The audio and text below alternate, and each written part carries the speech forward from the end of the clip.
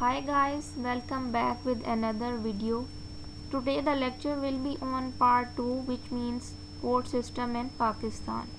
So, before that, please like, subscribe to my channel and also hit the bell icon so that you can get more updates. So start with the first heading, that is history on court system of Pakistan. So the court system of Pakistan stemmed directly from the system that was used in British India as an independence in 1947, and the Government of Indian Act 1935 was retained as a provisional constitutional. As a consequence, the legal and judicial system of the British India continued with due adaptation and modification where necessary, so that to suit the requirement of the new republic. So the next heading is courts in Pakistan.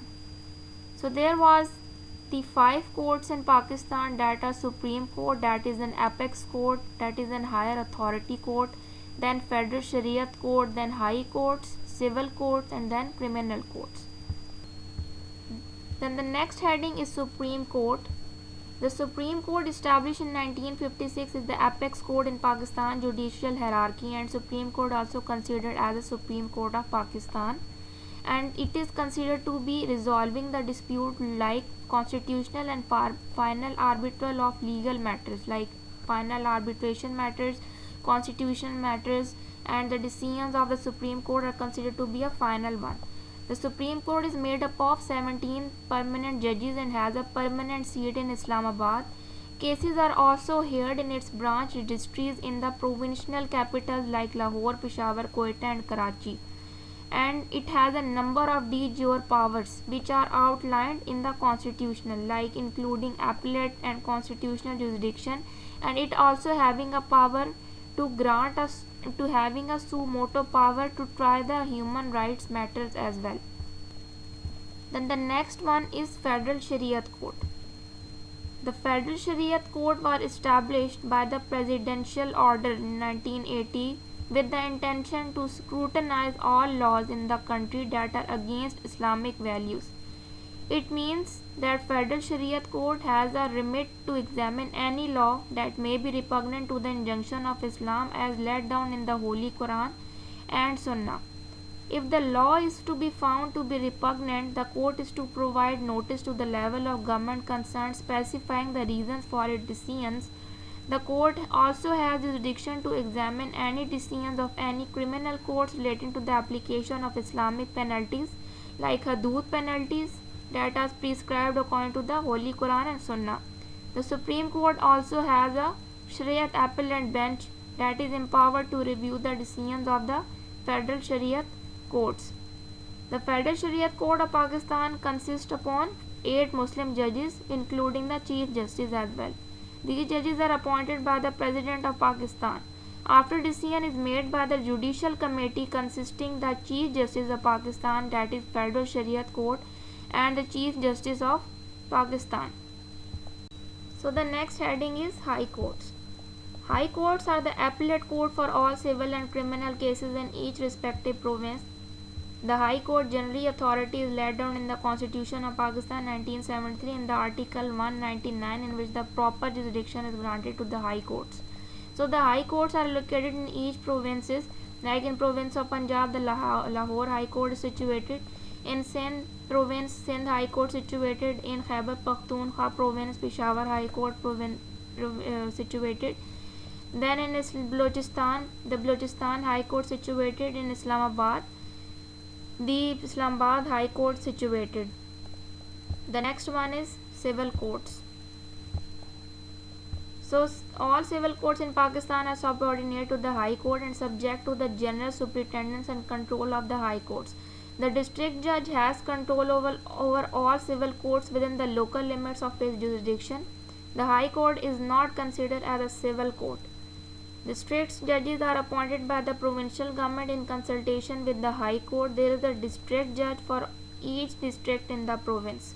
The courts of the district judge is the highest court of original civil jurisdiction in the district, and the High Courts have for the purpose of determining the pecuniary limits of that jurisdiction to be exercised by civil judges has been placed the civil judges in three distinct classes. The first one is civil judge class 1, civil judge class 2nd class, and civil judge 3rd class. Then the next one is criminal courts. So the criminal courts system in Pakistan is laid down in the Code of Criminal Procedure 1898, whereas the substantive law about definition of a crime and its definition is found in the Pakistan Penal Code 1860. The Pakistan Penal Code contains the law which determine whether an act or omission is a crime, and the Code of Criminal Procedure determine about the procedure by which the criminal law is enforced.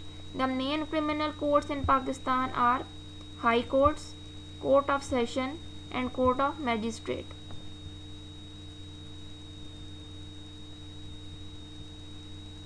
Then a Court of Session consists of a session judge and additional session judge. Magistrate are of those different categories like magistrate of 1st class, magistrate of 2nd class, and magistrate of 3rd class. So the next heading is special courts. There are also many special tribunals, courts, and boards in Pakistan which are created through different laws for specific areas of law. So there are some of the laws are as follows. That first one is juvenile courts, then anti-narcotic courts, then banking courts, consumer courts, service tribunals, anti-corruption courts, anti-terrorism courts, and labor relation courts.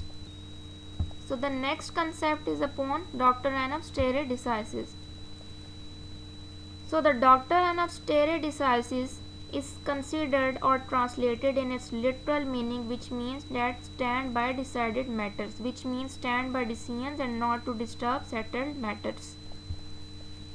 The decisions of a higher court within the same jurisdiction acts as binding authority on a lower court. This means that the decisions of the higher courts is totally bind on the lower courts, which means that lower court must have to follow the higher court's decisions. All subordinate courts are bound to follow the decisions of the higher court and Supreme Court, which means that the lower courts are bound by the higher court decisions and the subordinate courts are bound to follow the decisions of both higher courts and the Supreme Courts. All higher courts are bound to follow the decision of the Supreme Court. It means that the then higher court is bound by the decision of the Supreme Court, and the single bench of Supreme Court is bound to follow the decisions of the larger bench. So I hope that this lecture will be clear to you. So please subscribe to my channel and also hit the bell icon. So see you soon with the next lecture. Bye bye.